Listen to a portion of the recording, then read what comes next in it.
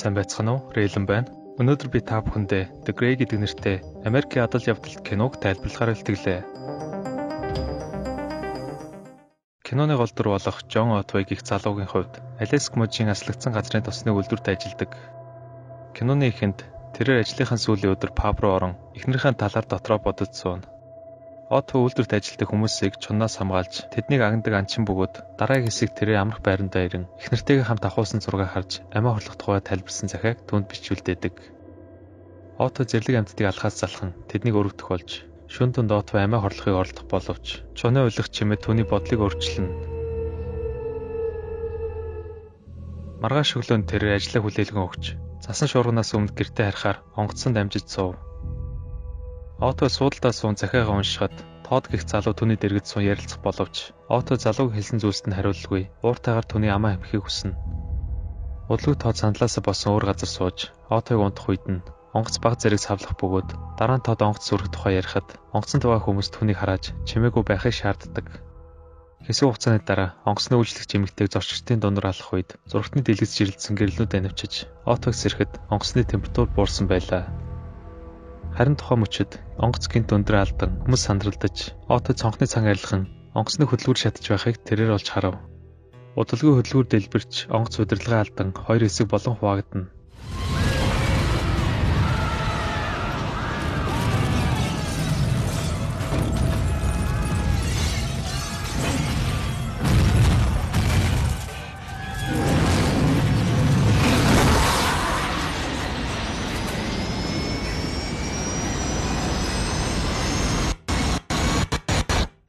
Отвей азар амьд үлдэн ухаан орж онгоц түүнээс холгүй сүрсэн байх ба хүмүүсийн эд зүс болон онгоцны дэлбэрсэн хэсгүүд энд тэндгүү тарсан байв.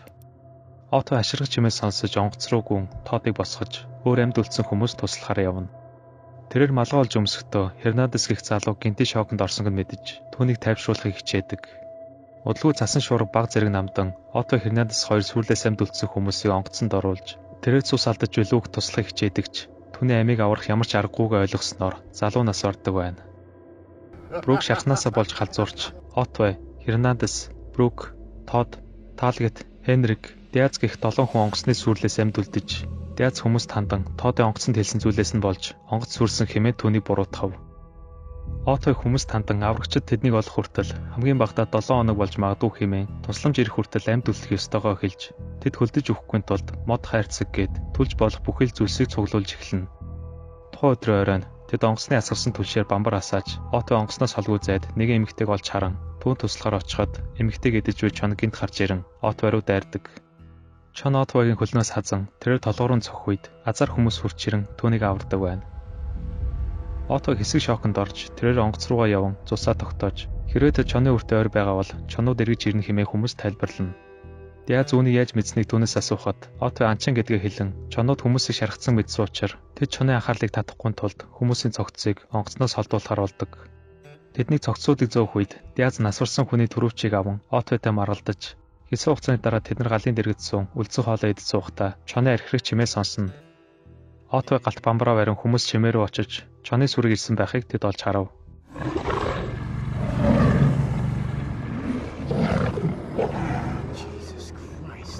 Хэрвээ тэд зүгтэх юм бол чонуудад сул дорой байдлаа мэдэгдэж тэдэнд бариулах тул Отвей хүмүүсийг огт хөдөлж болохгүй анхааруулснаар чонууд ухарч тэд нар хоёр ээлжлэн харуулт гарахаар шийддэг.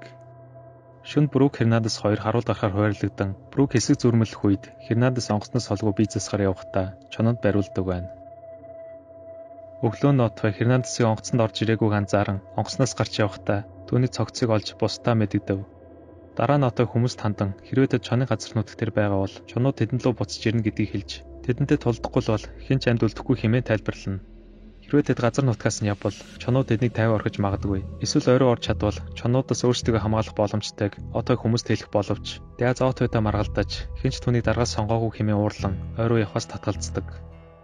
Гэхдээ удалгүй тэд бүгдээ орой явахаар шийдэж Отвей насварсан хүмүүсийн гэр бүлийнхэн зориулж тэдний төрөвчийг цуглуулахыг Хенрикээс хүснэ. Тэд цасан шуурганаас өмнө авч явах зүйлсээ бэлдэн Отвей эхнэртэй бичсэн захиагаа цасан дундаас олж Хенрик залбиран тэд 6 орой алхдаг байна. Хүчтэй цасан шуурга сүрэн тэднийг алах үед чонууд хамгийн хонь явж исэн хөлн гэмтсэн Тод руу дайрч Отвей болон хүмүүс түүнийг аврахаар оролдох боловч Тод аль хэдийн амьсгал хураасан байдаг. Удалгүй харанхуй болж тэд өвдгөр нь татсан засан дундуур үргэлжлүүлэн алхах бөгөөд хүмүүсийг орой орохоос өмнө чонууд гарч ирэн тэднлүү дайрна. Тэр тав хамаг хурдаар ойрог гүн өөрсдөө хамгаалахын тулд гал асаахаар мөчөр цуглуулахад архирэг чимээ сонсогдож сүрэг чон тэднийг тойрон бүсэлжээ. Хүмүүсийг арай гэж гал асаах үед чонууд чимээгүй болж Отой тэдэнтэй тулдгаж ядилдан Дяз Отойтой дахин маргалдаж гартаа хутга барихад таалга тэр хоёрыг салах боловч Дяз түүнийг зохиж аван Отой түүнийг болохыг хүсэх тухай мөчөд Альфа чон хүмүүс рүү ойртон ирнэ. Чон тэр тавыг харан архирч буцаж сүргэлүүгээ явах бөгөөд Дяз тухайн чоноос айж үг хэлж чадахгүй хэсэг хугацаанд шоконд оров. Дараа нь Отой Дязын хутгийг буцааж өгөн түүнээс уучлалт гуйхад гинэт чон Дязын араас дайрснаар тэд чоныг алдаг байна. Сүргийн ахлагч Альфа чон Дязыг шалгахаар залуу Омега чоныг түн рүү явуулснаа энэ бөгөөд тухайн үйл явдлын дараа тэр тав чоныг шарж идэхээр болов. Чоны мах муухан хамттай байсан ч тэд өлсгийн ирэхэд махнаас нь идэж Дяз чоны толгойг тастан бут руу шитгэхэд Альфа болон сүрэг чоны уйлах чимээ хүмүүс сонсогдно. Удалгүй Дяз чоны толгой шидсэндээ харамсан буруу зүйл хийснээ ойлгож тэд галт бамбар барин цааш үргэлжлүүлэн алхана. Гэхдээ замд Брукийн бие муудаж амьсгалан тасалдаж эхэлсэн тул тэр тавай тоноглохоор болж галын дэргэд тэд гэр бүлийнхээ тухай ярилцсан инээлддэг. Отой арх удаг байсан авыгаа дурсан ханан дөлгөөстэй түүний бичсэн шүлгийг хүмүүст уншиж өгөв. Дараагийн хэсэгт цасан шуурга болохоос өмнө тэд нөмөр газар олж өглөөг ухтана. Харин өглөөн нь Брук ухан орлогыг хөлдөж нас орсон байх бөгөөд Отой Хенрик Дяз таалгатнаар шуурга намцны дараа хөлдөж өгөхгүй тулд норсон хувцас хатаадаг. Тэд үргэлжлүүлэн алах үедээ модны хожуул олж ойрхон хүмүүс амьдардаг байж магадгүй хэмээн хайж явсаар хадан цохон дээр тулж ирнэ. Тэр дөрөв хавцлаас бууж чадвал голыг даган суурин газарт очино гэж бодож чонуудад бариулахгүй тулд уяа бэлдэн тэд мод руу өсөрөхөр шийдэв. Хенрик хамгийн түрүүнд өсөрөхөр болж өөрийгөө уяагаар уян дотроо залбирч мод руу өсөрдөг. Харин түүнийг өсөрөхөд уяан тасрах хэдий ч азар Дяз уяанаас барьж авснаар тэр гурав Хенрикийн араас хавцлын цаанд гарахаар бэлдэнэ. Таалгад өндрөөс айдаг тул хамгийн сүүлд явхаар болж тэрээр уяанаас зүүхтэхэд шилэн хавцал руу унаж хөл нь уяанд орооцолтон уяа тасарснаар таалгад доош ундаг. Таалгад маш хүнд гэмтэн ухаан алдаж охинтойгоо хамт байгаа гэж Хизүүс харж эхлэх бөгөөд тэр гурыг таалгад туслахаар модноос буухаас өмнө чоннууд түүнийг авч явдаг байна. Дяз доош буухтаа хөлөө хүнд гэмтээж тэр гурав гол даган цааш алхана. Гэхдээ удалгүй Дяз алхаж чадахгүйг ойлгон өөрийг нь үлдээж цааш үргэлжлүүлэн алхахыг тэр хоёроос хүсэв. Тэрээр төрөвчөө Хенрикт өгөн тэр хоёрт амжилт хүсэж Отвиг Хенрик хоёр гол даган цааш алхдаг. Хэдэн цагийн дараа чонууд Дяз дээр ирэн Хенрик түнд хандан онгоцон суугаас өмнө Павж юу хийж байсныг нь асуухад Отто амиа хорлох гэж байсан өмнөх үйл явдлаа эргэн санана. Харин тухайн мөчөд чонууд гарч ирэн тэр хоёрын араас хөөж Хенрик хөл алдан гол руу унахад Отто түнд туслахаар араас нь үсрэв.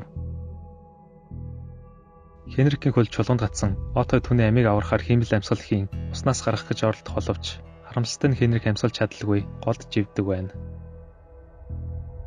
Ганцаар амьд үлдсэн тэрээр уснаас гарч даарч ядрахын эрхэнд тусламж гуйхаар хамаг чангаараа хэсэг орилдогч эцэст нь хинч түүнд туслахгүйг ойлгож үргэлжлүүлэн ой дундуур алхана. Хэдэн цаг алхасны эцэст Отто түр амархаар шийдэж цүнхээ онгоолгон хүмүүсийн төрөвчийг цасан дээр тавьдаг.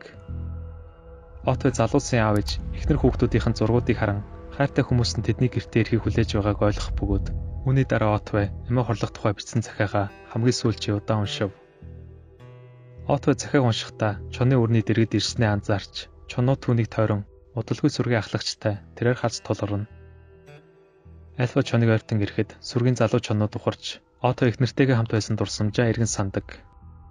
Дараагийн хэсэгт Отто эхнэр Ана эмнэлгийн орон дээр хэвтсэн байх бөгөөд Оттог юунаас ч битгий ай хэмээн хэлж эхнэрийг нь хэдэн сарын өмнө нас орсныг бид өхөнд харуулна. Түүний эхнэр хүнд өвчний улмаас нас орсон тул Отто амьдрах хүсэлгүй болж хайртай хүнээ алдсан тэрээр амиа хорлох тухай бодох болсон нь ийм учиртай юм. Киноны төгсгөл хэсэгт Отто аавынхаа бичүүлдээсэн үгсийг эргэн санаж тэрээр хөл дээрээ босож зогссон жинхэнэ айдастайгаа нүр тулахаар шийддэг байна.